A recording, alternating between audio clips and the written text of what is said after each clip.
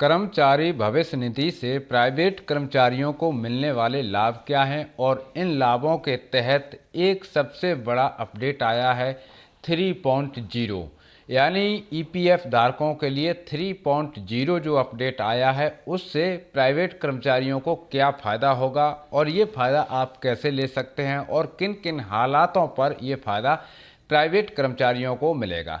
आप सभी को मालूम है जो प्राइवेट कर्मचारी हैं IT cell, non IT cell, उसके बाद में मिनिमम वेजेस के हिसाब से जो इनको सैलरी दी जाती है यानी इनकी बेसिक सैलरी कितनी होना चाहिए और जो सरकार ने नई अपडेट ईपीएफ को लेकर के लॉन्च किया है यानी पेंशन रूल्स, ईपीएफ की तरफ से पेंशन किन किन हालातों पर मिलने वाली है, पूरी जानकारी आज के इस डिटेल वीडियो में आप लोग जानने वाले हो।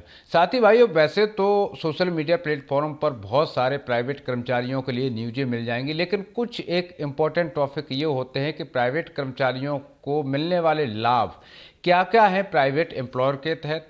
जैसे कि हर साल मिनिमम वेजेस की जो चार्ट जारी होता है और उसी चार्ट के हिसाब से कर्मचारियों को और एम्प्लॉयर को सैलरी दी जाती है, लेकिन बहुत सारी कंपनियां ऐसी भी हैं जो कि मिनिमम वेजेस के हिसाब से सैलरी नहीं देती हैं। वो इसमें भी सौदा करती हैं, कोई बोलता है हम 300 रुपये पर डे देंगे तो कोई बोलता है हम 400 रुपये पर डे देंगे, लेकिन मिनिमम वेजेस के हिसाब से एक दिन की सैलरी प्राइवेट कर्मचारी की कितनी होना चाहिए, अगर वो स्किल्ड है तो, सेमी स्किल्ड है तो कितनी होना चाहिए और अनस्किल्ड है तो कितनी होना चाहिए, इन सभी टॉपिक पर आज के इस वीडियो में हम जानकारी देंगे। और अगर प्राइवेट एम्प्लॉयर को ऑन ड्यूटी पर कोई हादसा हो जाता है तो उसके लिए उसके परिवार के लिए क्या क्या बेनिफिट मिलते हैं ईपीएफओ की तरफ से, वो पूरी जानकारी आप इसी वीडियो में देखने वाले हैं। तो सभी भाइयों से मेरी छोटी सी गुजारिश है, यदि आप चैनल पर पहली बार विजिट कर रहे हैं तो आपसे निवेदन है चैनल को सब्सक्राइब कर लें, बेल आइकन को ऑल पर प्रेस कर दें जिससे आने वाले हर वीडियो की अपडेट आप तक पहुंचती रहे।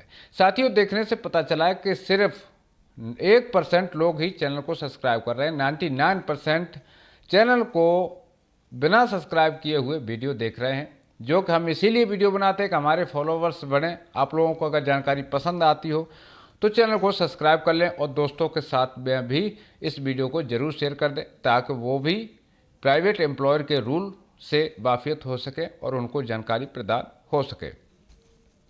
साथियों सबसे पहले हम बात करते हैं कि 2026 में ईपीएफओ की तरफ से जो अपडेटें जारी हुई हैं, तो दो अपडेटें जारी हुई हैं, यानी एक तो आपका जो ब्याज दर थी उसमें बढ़ोतरी कर दी गई है और सरकार ने एक नियम बना दिया गया है कि अगर कोई भी एम्प्लॉय अपना पीएफ विड्रॉल करता है यानी निकलवाता है तो मिनिमम उसका समय 15 दिन से ज़्यादा 15 दिन और कम से कम एक हफ्ते के अंदर उसका फंड निकल जाना चाहिए यानी एम्प्लॉयर को मिल जाना चाहिए।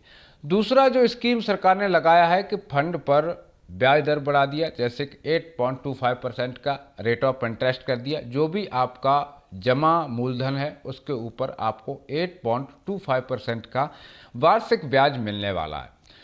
तीसरी सबसे बड़ी अपडेट है यानी वर्जन 3.0।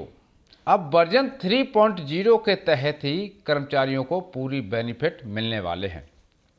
हालांकि ये रूल कोई नया नहीं है, ये पहले से ही चलता आ रहा है कि ईपीएफ की तरफ से जो पेंशन कर्मचारियों को दी जाती है उसमें कुछ एक करेक्शंस किए गए हैं, कुछ एक उसमें नए अपडेट्स किए गए हैं। तो आपको बता दूं कि सबसे पहला अपडेट ये है कि अगर कर्मचारी की ऑन ड्यूटी के दौरान अगर मौत हो जाती है तो उसके परिवार वालों को लाइफ टाइम पेंशन मिलेगी यानी ईपीएस मिलेगा। अब वो कैसे मिलेगा, उसका सर्वे होगा और सर्वे के बाद आपको ई श्रम कार्ड का जो भी निर्धारण किया जाता है उसके हिसाब से आपको आपके परिवार को पेंशन दी जाएगी। यानी पत्नी को 70% पेंशन देने का प्रावधान है, जो आपकी बेसिक सैलरी कितनी भी हो, लेकिन यहाँ पर आपका 15,000 रुपये से मापा गया है। यानी अगर आपकी सैलरी मूल वेतन 20,000 रुपये प्रति महीना है, लेकिन आपको पेंशन जो बंधेगी, जो आपके परिवार को पेंशन मिलेगी वह 15,000 बेसिक सैलरी के हिसाब से ही मिलेगी। अगर आपके बच्चे 25 साल से कम आयु के हैं तो 25 साल होने तक उनको 25% पेंशन मिलने का प्रावधान है। ये सिर्फ 2 ही बच्चों पर लागू है, तीसरे बच्चे पर लागू नहीं होता है। तो ऐसे में ये पेंशन आपको एक तो होगी। दूसरा, आप 15 से 20 साल अगर एक ही कंपनी में कंटिन्यू सर्विस करते हैं या फिर दूसरी कंपनी में कंटिन्यू सर्विस करते हैं, जैसे कि मान के चलिए कि 10 साल आपने एक कंपनी में ड्यूटी किया और 10 साल के बाद आप दूसरी कंपनी में चले गए, लेकिन आपका पीएफ अकाउंट तो वही है जो आपने स्टार्टिंग में जिसमें पीएफ विड्रॉल किया था, वही अकाउंट है। तो आपके 15 साल से ऊपर सर्विस होने के बाद में जब भी आप रिटायरमेंट होंगे तो आपको इसमें पेंशन का भी प्रावधान रखा जा रहा है। यानी आईटी नॉन आईटी वाले जितने भी प्राइवेट एम्प्लॉयर हैं उनके लिए ये बहुत बड़ी अपडेट है। बाकी के जो कर्मचारी हैं सिर्फ स्किल्ड के लिए भी ये अपडेट है, जैसे कि आईटी नॉन आईटी, उसके बाद में स्किल्ड कर्मचारियों के लिए ये अपडेट है कि उसको 15 साल के बाद पेंशन मिलेगी। लेकिन ये सभी कर्मचारियों के लिए है कि अगर ऑन ड्यूटी के दौरान अगर एम्प्लॉयर की डेथ हो जाती है तो उसके परिवार वालों को लाइफ टाइम पेंशन मिलने का, छोटा कर्मचारी हो बड़ा कर्मचारी हो कोई फ़र्क नहीं पड़ता। अगर कर्मचारी की सैलरी 7,000 रुपये बेसिक भी है लेकिन कानून के तौर पर वो 15,000 से ही पेंशन बनेगी। अगर 20,000 से ऊपर है या 20,000 है या 15,000 से ऊपर है तो पेंशन 15,000 पर मिलेगी, और 15,000 से कितनी भी कम है तब भी पेंशन 15,000 पर ही मिलेगी। तो ईपीएफओ की तरफ से ये बड़ी अपडेट है। साथ ही सभी एम्प्लॉयर के लिए ज़रूरी सूचना है कि अपना ई श्रमिक कार्ड जरूर बनवा लें। जितने भी बेरोजगार युवा बहन या माताएँ हैं जिनकी एज 18 साल से और 40 साल 45 साल हो चुकी है, उन सभी को ई श्रमिक कार्ड बनवा लेना चाहिए।